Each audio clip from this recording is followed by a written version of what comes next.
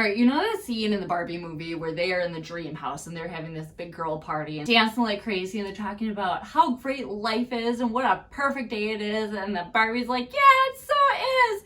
And then she goes, do you guys ever think about dying? And the record just, and they all stop and they look at her like, WTF, lady. That is the vibe that I'm going for in this video. So prepare to be inspired. No, but honestly, I think about my life from a deathbed perspective like pretty often. Not in a doomsday, anxiety-filled way, not in a what-if scenarios constantly running through my head. Sometimes that happens, but most of the time it's in a way where I'm wondering, does this all matter? Is what I'm doing right now, does this matter? Am I spending my time in a way that I'll be happy with in the end? That is what I mean. It's like that reverse engineering perspective. This never came so clearly into perspective for me than when I walked with my dad through his own death. He died from ALS after the disease slowly rendered his muscles completely useless over 2+ years, including his lungs. He did not have any use over his lungs, so he was kept alive through a BiPAP machine. So when the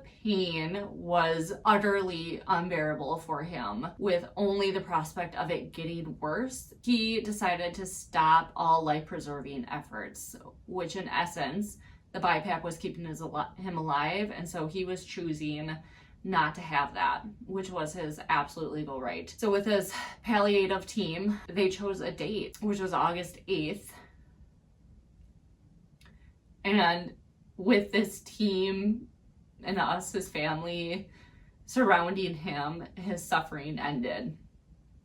When you're holding your absolutely beloved person's hand on the day of their impending death, everything changes. It really brings into sharp focus everything that matters.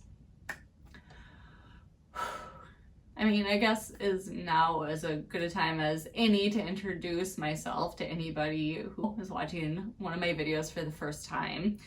Was kind of awkward, but I'm Heather Liedl, and I started Sprouted Planners after going through this impossible season with my dad. I created the planners with lessons that I learned during this time. How vital it is to be intentional about your time, to reflect on your time spent, how utterly important our people are, and to keep your life as simple as possible to make these things happen. Yeah, this video is going to be different than my other videos because we're not talking about planners or planning this time around. Planners are a tool that help you live out what matters. And so that is what we're talking about in this video. We're taking that step back, that foundational step, and talking about what matters.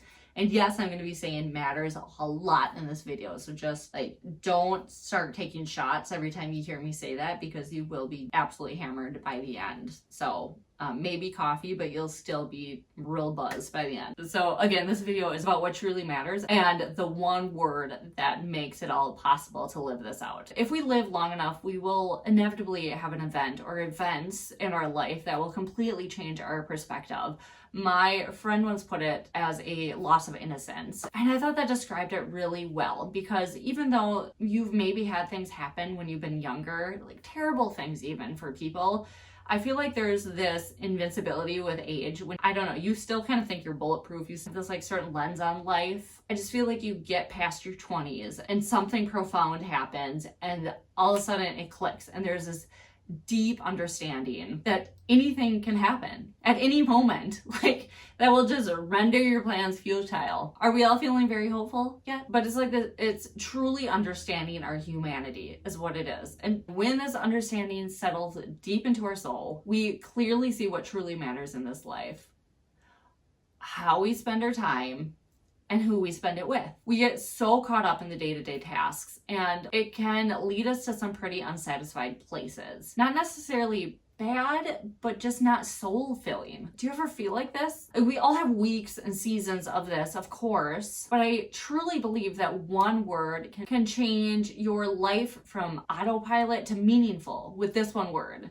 And that word is coming at you right after these ads. No, I'm just kidding. So there's this quote from Gary Lou that I keep on my fridge, and it says, "This is your world. Shape it or someone else will." This is the essence of intention. It's deciding ahead of time what matters and what we're gonna do about it, how we're gonna live out what matters. So even when it's impossibly hard, you can still live intentionally. You can still choose to show up. You can still choose to have those impossibly hard conversations. You can be present. You can face it with grace for yourself and for others. And you can rally your home team, and so that they can walk with you through it, help you through it, and get you to the other side of it.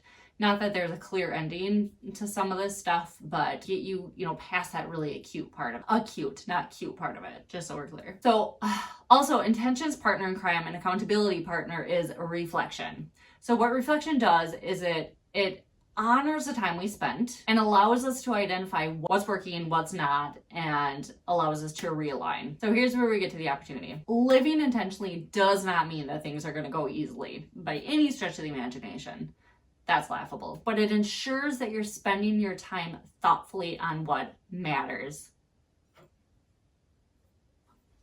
That's the opportunity of intention and reflection, and being mindful about what and how we are pouring into our people. So in this fictional end, which is saying our deathbed, when you're facing how you lived your life, how do you want to feel about how you spent your time and who you spent it with? Being intentional about how you spend your days will help ensure the peace we all hope to have in the end. So question for you, have you walked with anyone in their end of life journey?